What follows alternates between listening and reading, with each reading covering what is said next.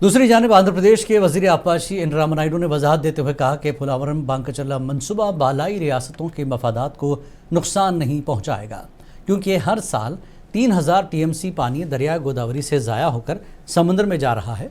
उनका कहना है कि आंध्र प्रदेश सिर्फ पोलावरम के मकाम पर मौजूद सैलाबी पानी का इस्तेमाल करेगा और मुख्तस शुदा पानी के हिस्से को मुतासर नहीं करेगा।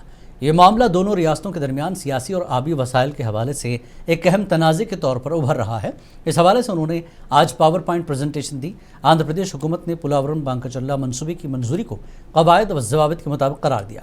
रियासत के वजीर आबपाशी रामानायडू ने इस मनसूबे पर कहा कि इससे तेलंगाना को कोई नुकसान नहीं होगा। उनका कहना है कि गोदावरी के पानी को हथियार के आंध्र प्रदेश पर इल्ज़ामात सिर्फ सियासी बयानबाजी हैं।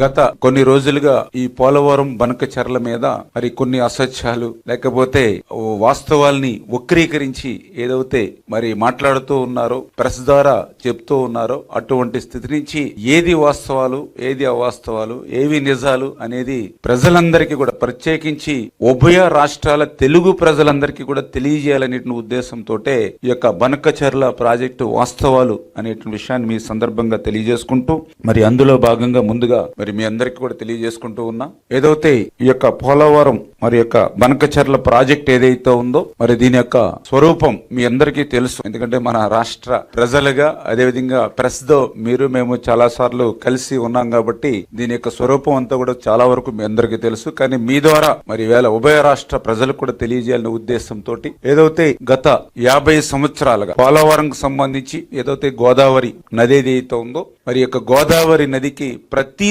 సంవత్సరం కూడా 3000 టీఎంసీల నీరు మరి వృధాగా సముద్రంలో కలిసిపోతున్నటువంటి పరిస్థితి మనందరికీ తెలుసు. ఇది ఏదో ఒక సంవత్సరం కాదు, దగ్గర లాస్ట్ 50 ఇయర్స్, గత 50 సంవత్సరాల చరిత్ర తీసుకుంటే గోదావరి నది నుంచి వృధాగా 3000 టీఎంసీల నీరు వృధాగా సముద్రంలో కలిసిపోతుంది.